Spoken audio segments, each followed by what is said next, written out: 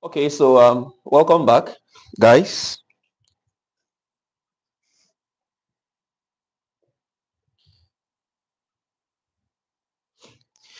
All right, please, can you hear me? Sorry, I'm catching cold.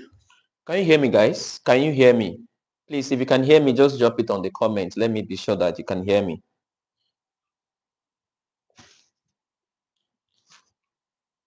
Okay.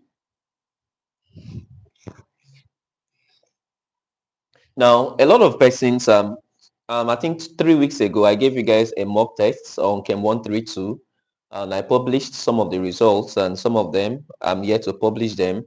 Now, the major reason why I've not published those results is not because I don't want to, but because you guys were focusing on other exams, your CHM131, your FSB, your physics. So I thought, okay, it wouldn't be really necessary for me to distract you guys with that. So hopefully tomorrow at most, you're going to be seeing all your results. And also this class is to actually solve or make corrections for those tests. It's 100 questions. So let's see how many we can solve today. I wanted to make a video and then post it, but then I thought this one would be more effective as compared to just the video alone. So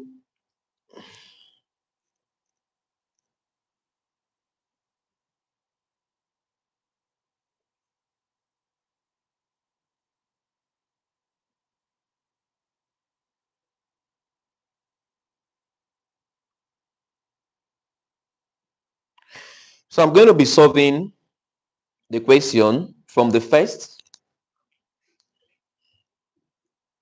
Now, the first question says, all organic compounds, please, I already shared the question on the group, so you can actually you can actually minimize the screen and be just looking at the question. The first question says, all organic compounds are carbon containing, and all carbon containing compounds are organic compounds. Class, the answer to that question is very tricky. This is an organic compound. This is an organic compound called purely, I'm not just going to be giving us the answers, I'll be explaining the answers so that you also learn. Now, this is an organic compound, hydrocarbon, and this is an organic compound, not hydrocarbon. Now, they said all organic compounds are carbon containing. If you noticed, these two of them are organic compounds, and all carbon containing organic compounds. This is a carbon containing compound, CO2, but CO2 is not organic, right? Not organic. So all organic must have carbon, because carbon is a central atom for all organic compounds, but not all compounds that has carbon is organic. So the answer to that question is false. The answer to that question is false. Number 2 question says, the first organic compound synthesized in the laboratory from inorganic compound was urea. The next one is urea. Now, the third question says, for the qualitative analysis of an organic compound by Lassine method. Lassine method is also known as sodium fusion test.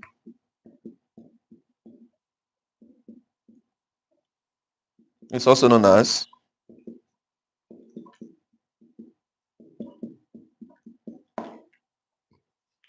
Lassine method is also known as sodium fusion test. So they said for the qualitative analysis of an organic compound by the Lassine method, nitrogen, sulfur, so nitrogen and sulfur are converted into dash and dash.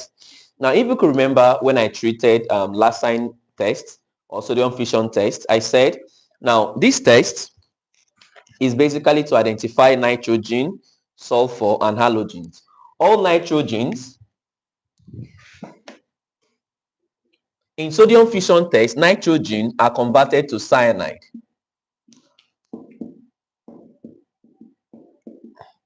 Nitrogen are converted to cyanide. Sulfur are converted to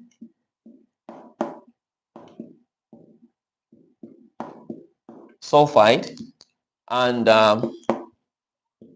halogens are converted to halides. Now this can be sodium chloride, can be sodium bromide, can be sodium this. So in the question, they said, for the qualitative analysis of organic compounds by Lassine method, nitrogen and sulfur are converted into dash and dash. The answer to that question is that nitrogen are converted to cyanide ion, this, and sulfur is converted to this. So that number 3 is, you can equally say cyanide ion, or you can just say this and sulfide ion. Any of this that you choose to write, you're very correct.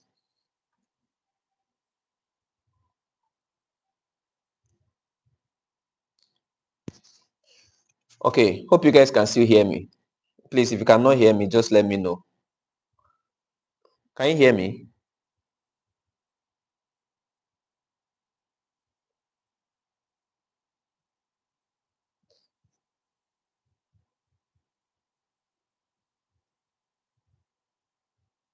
Okay.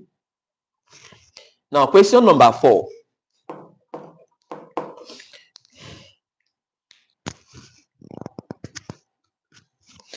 Question number 4 says, what is another name for Lassine method? What is another name for Lassine method? You know, some of you guys really, I was just laughing when I was marking those scripts because I was kind of laughing. In some other cases, I was a bit sad because I don't really expect some of the answers you guys were giving to me. All right. Some of the results, I was not really impressed. So number 4 question, another name for Lassine method is sodium fission test.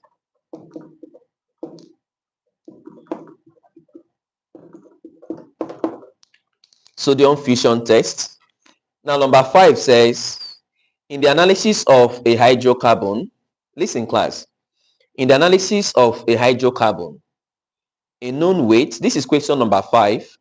Remember, we are solving the test question, right?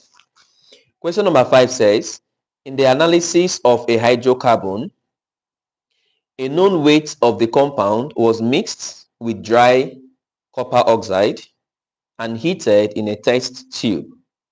The evolved gas was passed through calcium hydroxide solution, which turned cloudy. Which gas was that? Class, under elemental analysis, right? We have different types of analysis. We have the first one, test for carbon and hydrogen, which is the hydrocarbon analysis. And we also have test for nitrogen, sulfur, and halogen, which is a sodium fission test. So in a test for carbon, in a hydrocarbon test, a gas that is always evolved such that when you pass it through lime water, it turns lime water milky. That gas is carbon dioxide, right? Now, the gas is carbon dioxide, and this gas indicates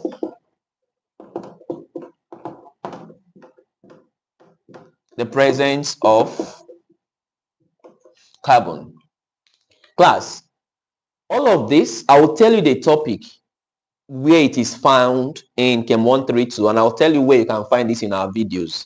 Remember, I posted the links for all the videos earlier today. So all these questions are under chapter 1. They are all under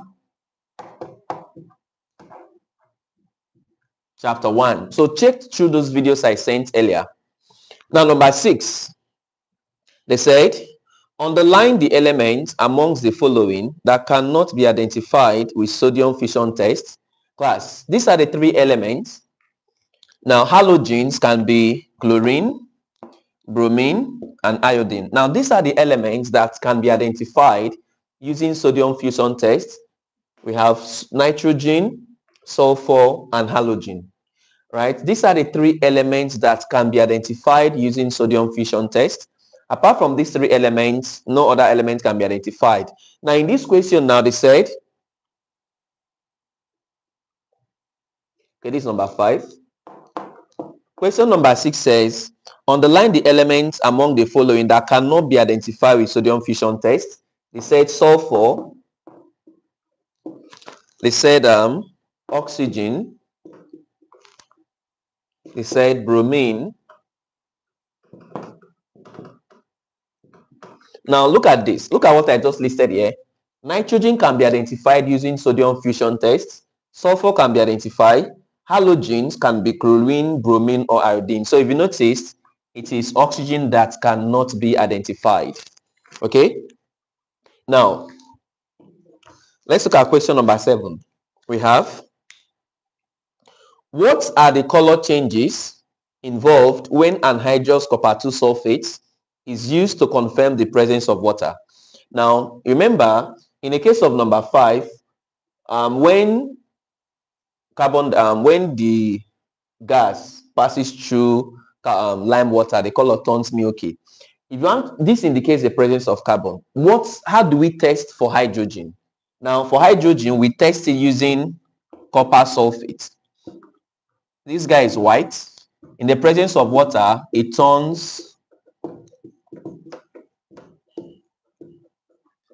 blue. So in that question now, they said, what are the color changes involved when anhydrous copper 2 sulfate is used to confirm the presence of water?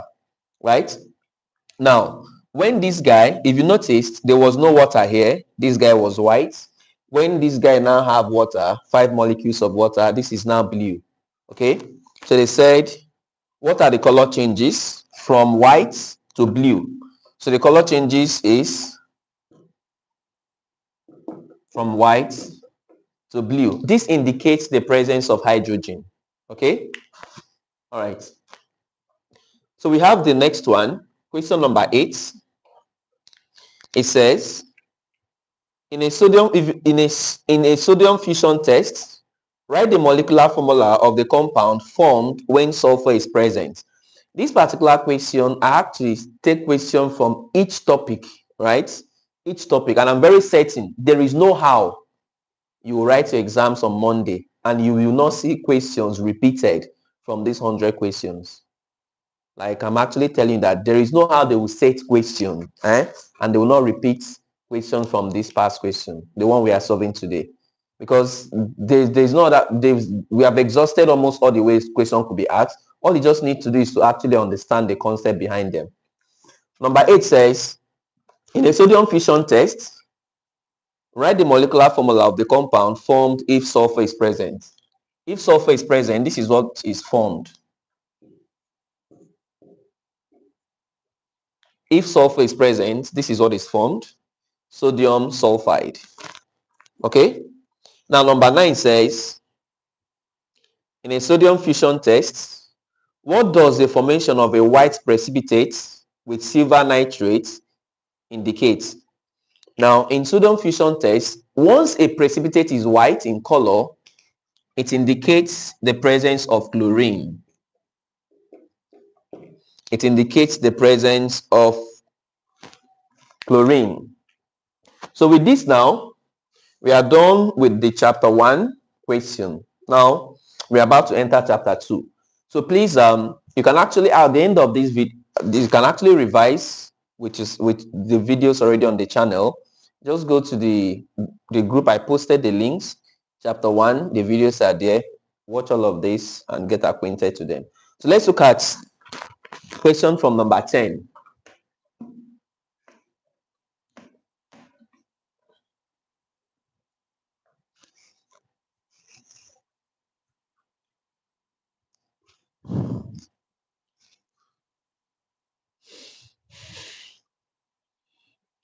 Number 10 question says,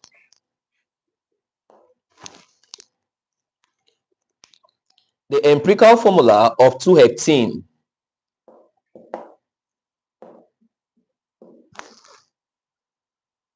and pentyne is dash and dash. Unfortunately, a lot of persons failed this question, which was very, very sad. Now, remember, empirical formula is the formula that shows the mole ratio. It's a simplest formula that shows the mole ratio. So first thing first, this is an alkene. So what you need to do is, if you're asked to give the empirical formula of a compound, right? They did not ask you to solve for it. They didn't give us the percentage of carbon, neither did they give us the percentage of hydrogen. They just gave us something like this, heptene and pentyne. And you're asked to find the empirical formula. First thing first, you need to find the molecular formula. And molecular formula for alkenes have a general formula of CnH2n. This is a general formula for alkenes. Now you come here, heptene, hep is 7. So for this guy, the molecular formula is C7H14. This guy, pentyne is 5H10. Now this is the molecular formula. Now empirical formula is the smallest. So let's break this guy further to the simplest form. 5 into itself, 1. 5 into 10, 2. 7 into itself, 1. 7 into this, 2. So the empirical formula of heptene is CH2. Empirical formula of pentyne is CH2 because this can further be broken down. This is the simplest form, right? Take note of that. I mean, they give us something like C4H9. Yes, let's say they give us something like this. This is molecular formula and this is still empirical formula. This cannot be broken down further because 4 can go into itself, 1. 4 cannot go into 9 without a remainder. So any compound that they give to you and those values can reduce further, good, that's empirical formula. And also, it must not always be 4. What if I give me something like C4H10? 4 can go into itself, but 4 cannot go into this without a remainder. So you now say reduce this guy further. 2 goes here, 2 goes here, 5. So this now becomes C2H5. So anytime you're asked for empirical formula and you're given a molecular formula, please do not forget this particular pattern, okay?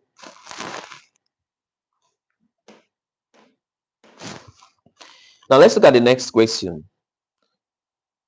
Question number 11. Please, it's almost very similar to what we did here, so I'll just leave it out.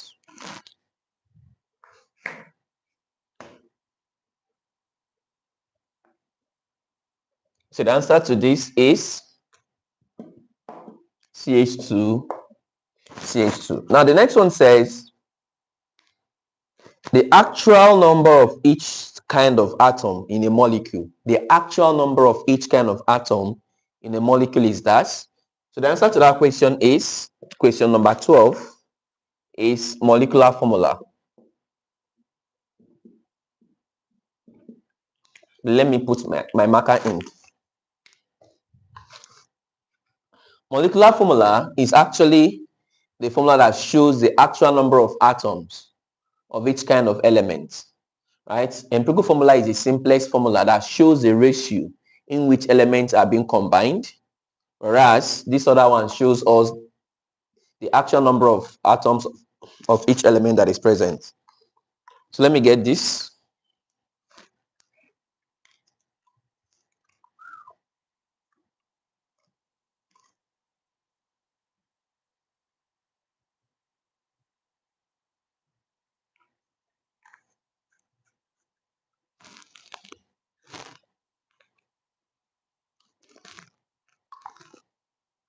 Okay, so let's continue. Number 13, it says, mention 2 physical methods employed in the determination of molecular weights of a compound. Mention 2 physical methods employed in the determination of molecular weights of a compound. Now, do not forget that this is where we have a bulioscopy and boiling point elevation and freezing point depression. So these 2 methods they are physical methods that can be used to actually determine the molecular weight of a compound. Okay, now the next one says calculate the unsaturation equivalence. Now remember, I told us when I treated this IHD, index of hydrogen deficiency, it have another name. They can actually call it unsaturation equivalent or degree of mode of unsaturation. Now IHD equals to 2N plus 2 minus H plus Y plus Y minus X all over 2. Now N is the number of carbons, H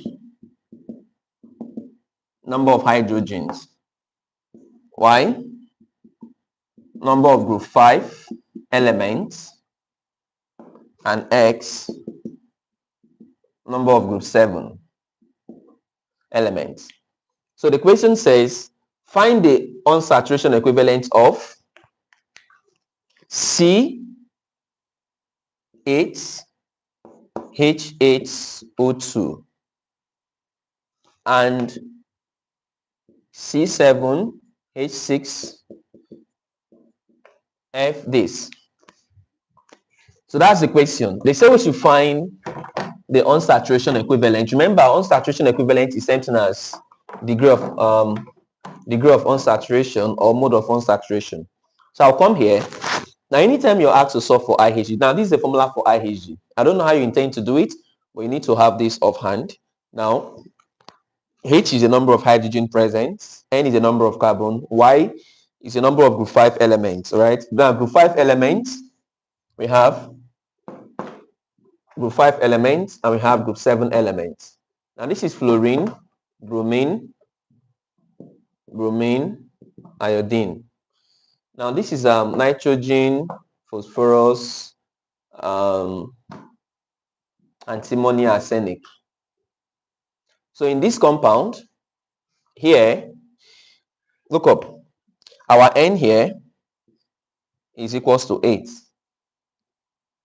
Our H here is equals to 8. Now oxygen is in group 6 and this formula does not account for group 6 elements, so we do not need it. So for the first one, for C8H8O2, now this is 2 into our N is 8 plus 2 minus our H is 8 plus 0 minus 0. Why did I say 0? Remember, Y is group 5. There is no group 5 here. X is group 7. There is no group 7 here. So when you do that, 2 times 8 is 16 plus 2 is 18. 18 minus 8 is 10. 10 divided by 2 is 5. So the IHG of this guy is 5. And for this second guy, C7H6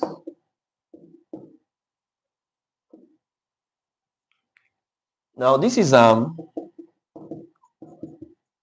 2 plus this minus H is 6. Now if you notice, F is group 7. So and N is group 5, but O is group 6, so it's not going to be accounted for. So this is what I would say, plus group 5, which is 1, minus group 1, which is 1. 2 times 7, 14, plus 2, 16. 16 minus 6, 10. 10 plus 1, 11. 11 minus 1, 10. 10 divided by 2, 5. So the answer for both IHG is 5 and 5. Okay?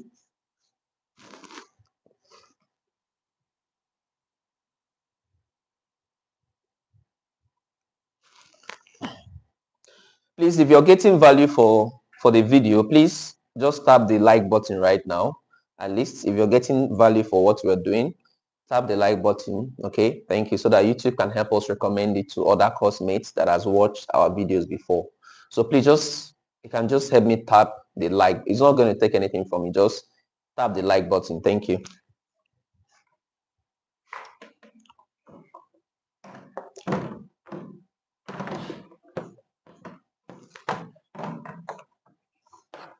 Okay, so let's look at the next one. They say, what is the value of this bond angle as found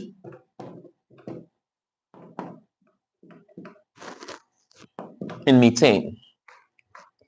Now this is a question. What is the value of this bond as found in methane? Now first thing first, you need to understand is that now methane has sp3. If you look at this carbon does not have any double bond. Carbon that have single bonds all through are sp3. Any carbon that has a double bond is sp2. The one that has a triple bond is sp3. So if you look at this guy, this is purely sp3.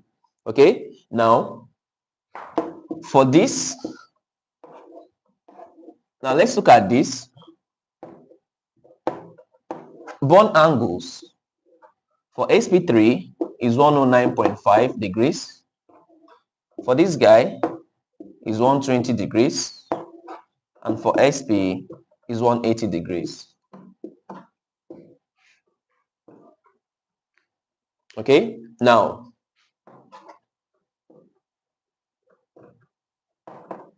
bond length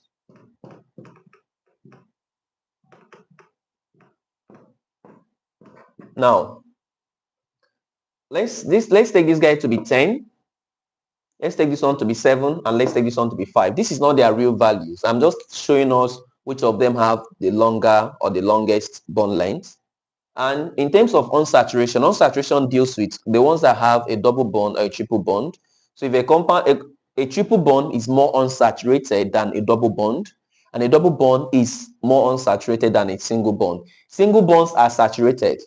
So in terms of saturation, sp is more unsaturated.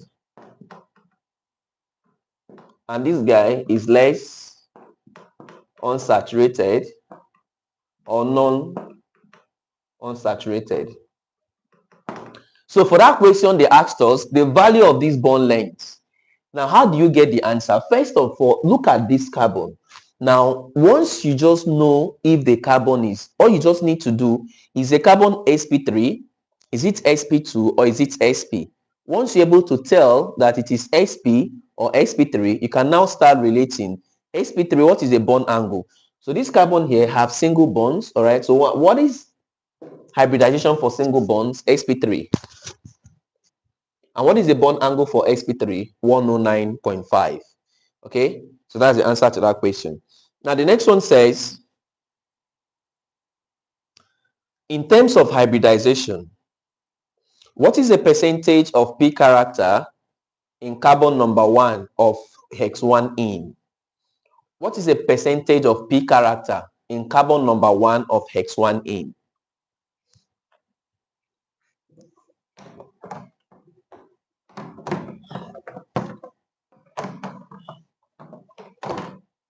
Percentage of p character in carbon 1 of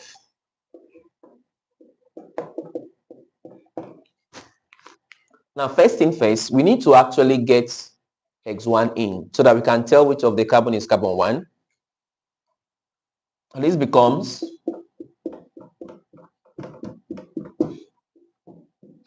now we have this 6 carbons. In means there's a double bond at carbon number 1. So you come here. This is 1, 2, 3, 4, 5, 6.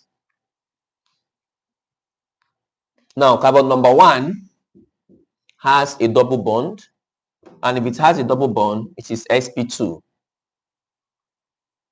And they are asking me to find the percentage of p character. Now percentage of p character will be the number of p in this hybridization all over the total number of hybrid orbitals. I repeat, the percentage of p character would be, how many p can you see here? 2. All over, what is the total number of orbitals present here? 3. 2p and 1s. So the percentage of p in sp2 equals to 2, because p is 2, all over 3, because this entire everything here is 2 plus 1, 3, times 100. If you press your calculator, you're going to get 66.7. Please let me confirm that.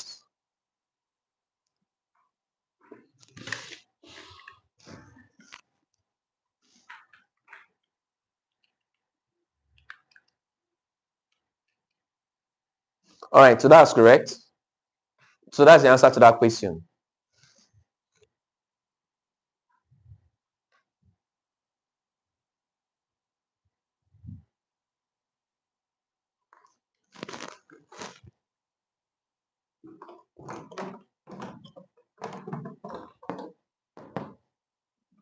Okay, so let's look at this guy. We have the next question, which says,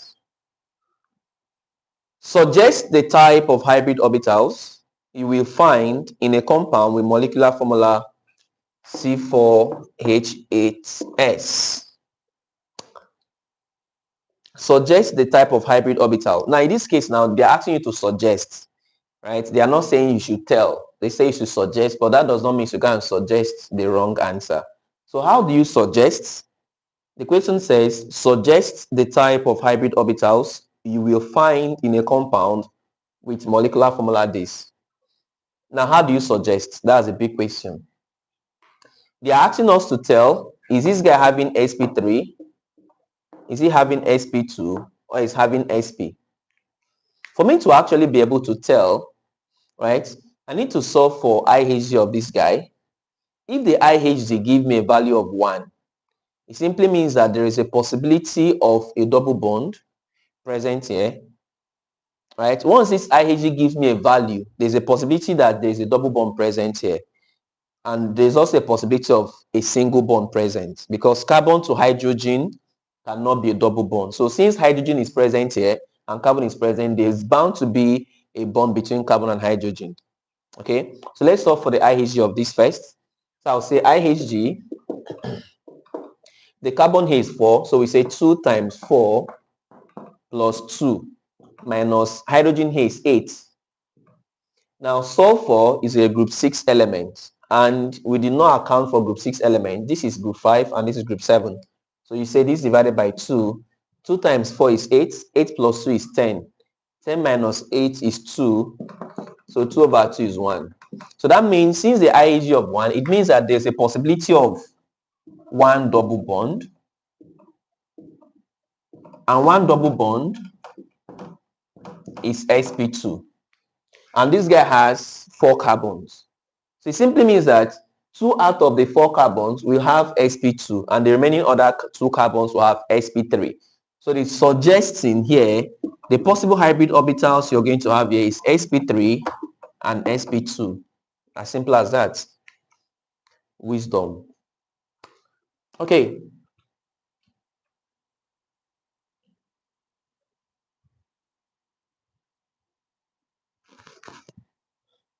So I'll stop at question number 20 for today. I'll stop at 20 for today. And then tomorrow, we're going to have 2 live sessions tomorrow in the afternoon, right, after church, and in the night. Okay, so I'll just solve first 20 questions today, and maybe tomorrow we complete it. But remember, I said your script, for those person that wrote the stuff, the script will be available tomorrow. So I'll just solve 20 questions. Remember, we have 100 questions. I'll solve 20 today and then 20 tomorrow. Sorry, 40 in the afternoon, 40 in the night. The exams is on Monday, so we need to actually tarry. So the number 20 question,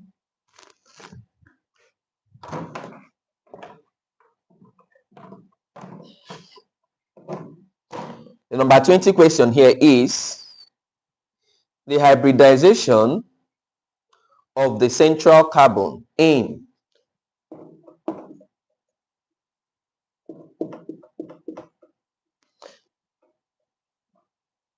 and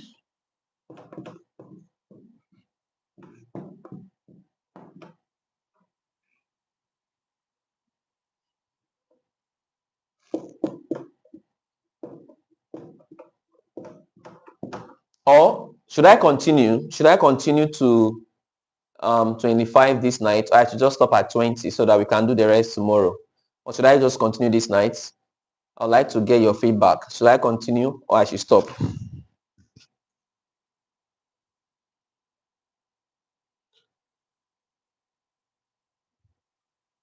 So should I continue?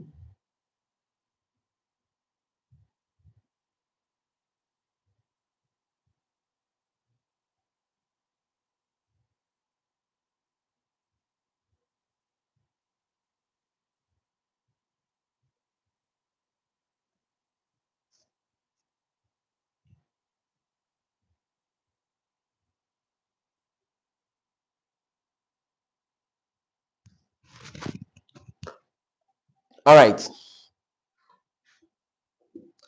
So we said they said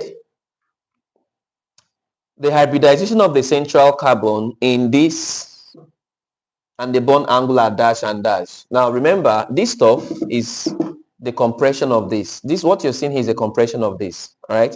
Now this is a central atom.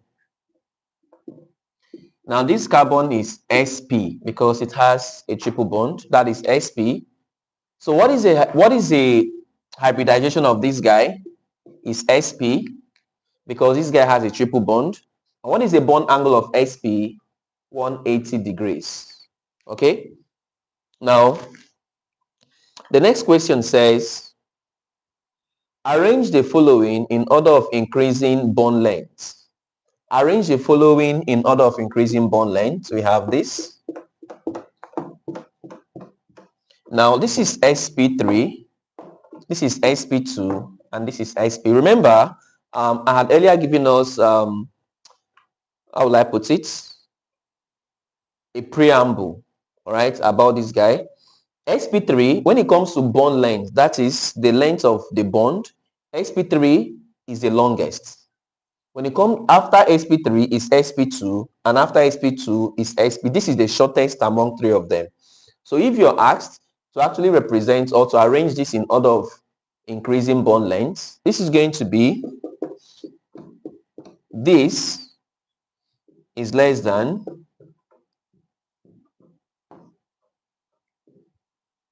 and that is the answer. Carbon-carbon single bond become the longest.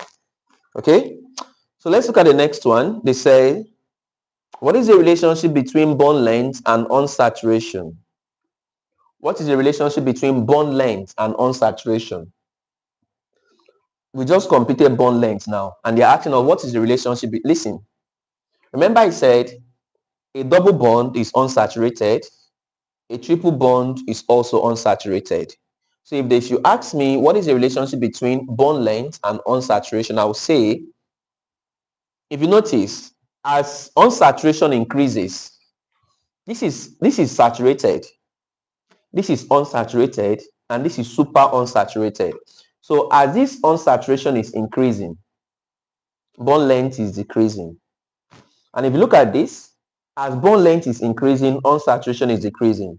So sp3 have the longest bond length, and sp3 is saturated, not unsaturated. So somebody asks, what's the relationship between bond length and unsaturation? You simply say, as unsaturation is decreasing, because sp3, sp, which is triple bond, is very, very unsaturated. sp2, which is double bond, follows. sp3, which is single bond, is the least unsaturated. And if you move from left to right, the bond length increases. So therefore, bond length increases with decrease in unsaturation, or vice versa. Bond length increases with decrease in unsaturation, or vice versa. Okay.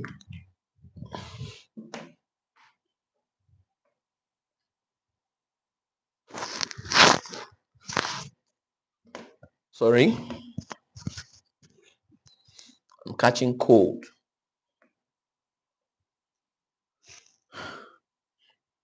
So we say, what type of hybrid orbitals is present in hex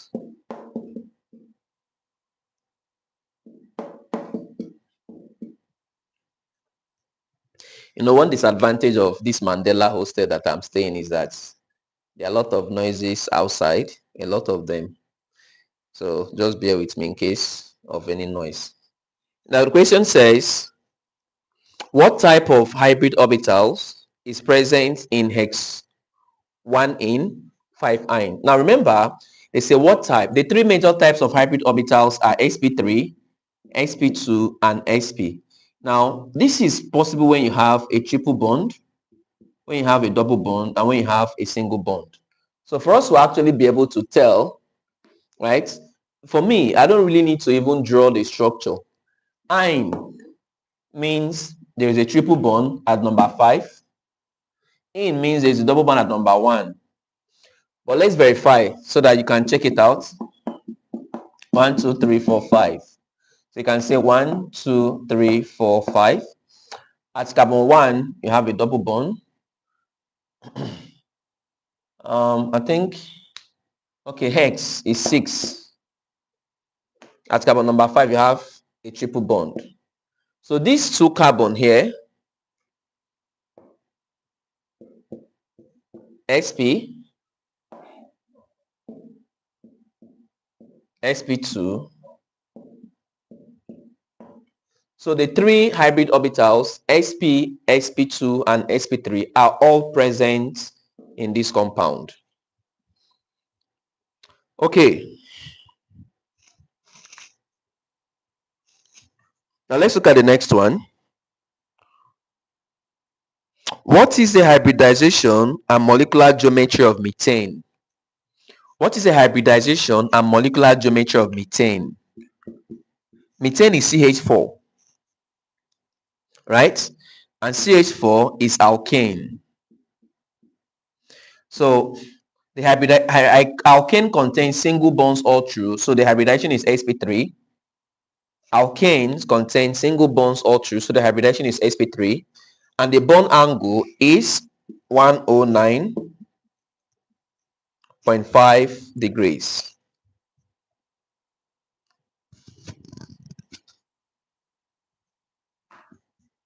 Okay, so let's look at the next one.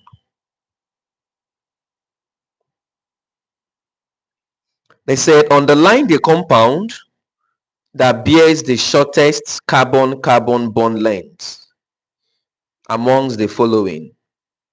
Underline the compound that bears the shortest carbon-carbon bond length amongst the following.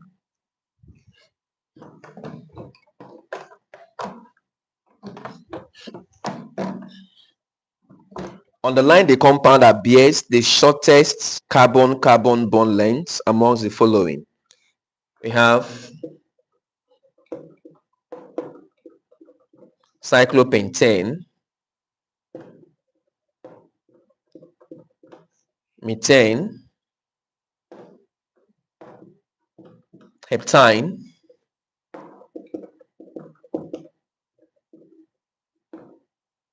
two-methylpentane. Now, remember, when it comes to bond length, Now, do not forget that we have the three types of hybrid orbital. Now, this is single bond. Now, this one is a shortest. Triple bond is a shortest. And triple bond being the shortest is always alkynes. Alkenes is double bond and alkanes. Now, so if you're asked to check the one that have the shortest bond length, all you just have to do is look at this name. Whichever of them ends with YNE is an alkynes.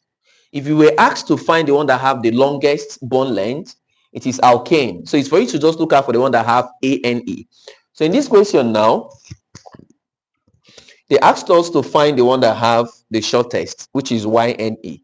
So if you look at this, this is N, alkane, alkane, alkane. So this is the answer to that question. Heptine. Okay? Heptine is the shortest. Is a shortest.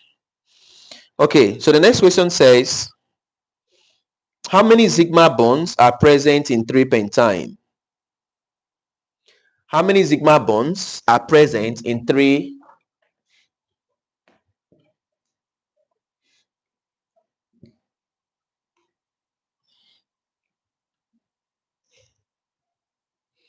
How many sigma bonds are present in 3-pentyne? Now, pentyne is 5 carbon alkynes that have a triple bond at carbon number 3. So we say 1, 2, 3, 4, 5.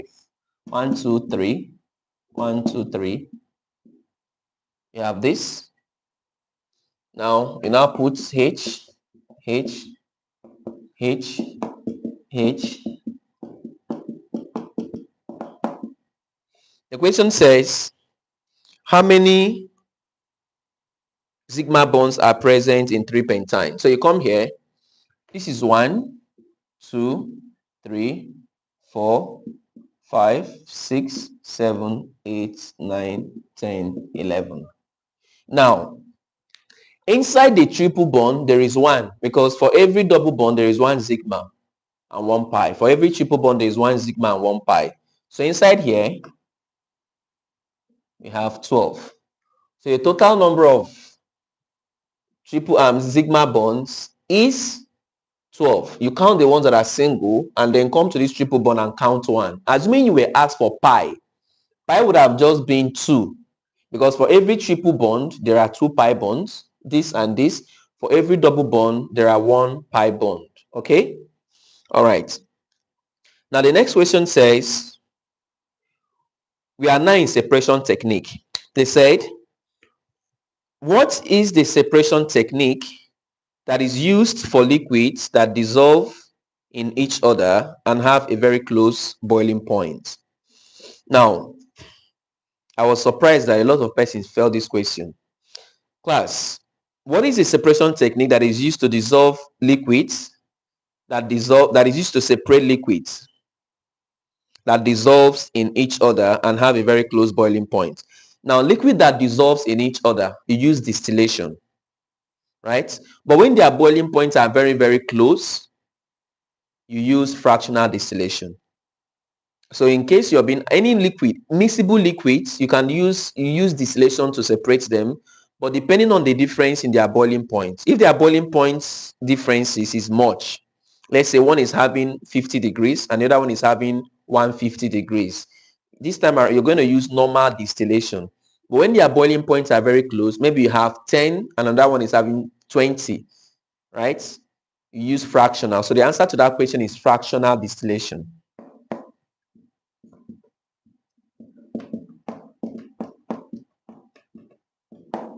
The answer to that question is fractional distillation. Take note of that. Now the reason is because in fractional distillation, the liquids, they must have, their boiling points must be very close to each other for you to use fractional distillation. Now, question number 28 says, the laboratory instrument used to separate liquid, immiscible liquid, liquid,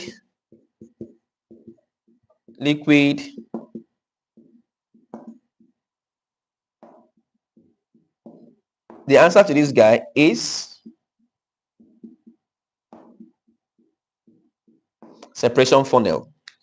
So immiscible liquid, like example, kerosene and water. Kerosene is a liquid, water is a liquid. So when you mix both of them together, they become immiscible. They will not dissolve, right? But if you mix water and alcohol, they will dissolve. Or if you mix kerosene and fuel, they will dissolve. So if you want to separate the ones that dissolve in each other, you use fractional distillation. If you want to separate two liquids that do not dissolve in each other, in other words, they are immiscible. They'll have a phase. One will be up, the other one will be down. You use separating funnel. In separating funnel, the liquid that is of more dense, the one that has more density, will be at the bottom, and the one that is lighter will be on top. If you have kerosene and water, kerosene will be at the bottom. Sorry, water will be at the bottom, kerosene will be on top. Why? Because water is more dense than kerosene. Okay, 29 says, when water is added to hexane in a separating funnel, what is the liquid in the upper layer? When water is added to hexane, hexane is an organic compound, a solvent, which is very light as compared to water. So all organic solvents obviously will be lighter than water. So water and hexane being mixed together, water is more dense. So water will be at the bottom, hexane will be at the top. So the question says, when water is added to hexane in a separating funnel, what is a liquid in the upper layer? The liquid in the upper layer will be hexane, and the liquid in the lower layer will be water. Take note of that. The last but not the least for this night, we have taken the question to 30. The last but not the least is, what separation technique is suitable to separate soluble solid?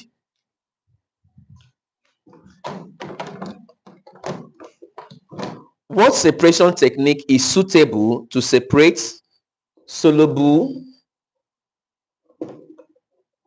solid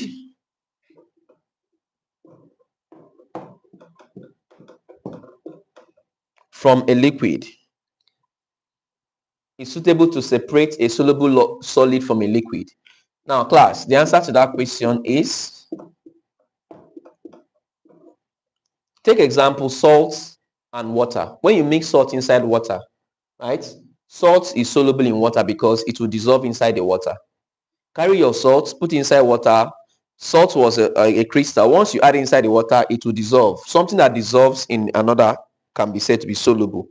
So when you dissolve it, if you want to separate that solid, you evaporate to dryness. Some persons were using crystallization. Crystallization is only used for salts that cannot withstand heat. There are some salts that when you heat them, they disappear. They follow the water and evaporate. Those ones cannot stand high temperature, right? Now, but if you're asked the separation technique that is used to separate soluble solid from liquid is evaporation. If they want the answer to be crystallization, they will actually add another comment, something like, if the salts will not be able to withstand high temperature. So once you see anything that involves the solid not being able to withstand high temperature, that is crystallization. But in the absence of that statement or that comment, how do you separate soluble solid from a liquid? Is through evaporation. So with this, I'll be coming to the end of this class. Tomorrow we'll go live again in the afternoon. I'll drop the link, and in the evening we go live again. All right. Please make sure you actually check our playlists, right? After this live class, you can just tap you CHM132 playlist on top of our channel, or you go to our group chat. If you're not in our group, just text me.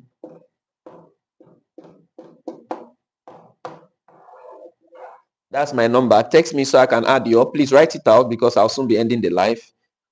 But if you're on our group, I already outline the topics one after the other. So see you guys tomorrow. Please, if you had a value for this class, please tap the like button. Thank you very much. See you tomorrow. Bye.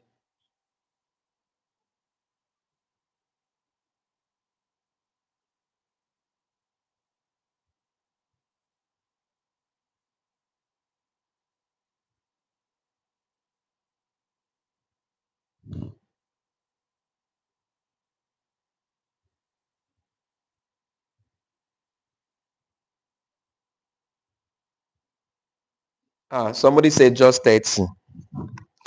Yes, 30 for the night. I wanted to do 20, 30 for the night. Tomorrow we'll do 60. Yeah. Tomorrow we'll do 60. Sorry, 70, 40 in the afternoon and 30 in the night again. So see you guys tomorrow. Have a wonderful night rest, guys. Please like the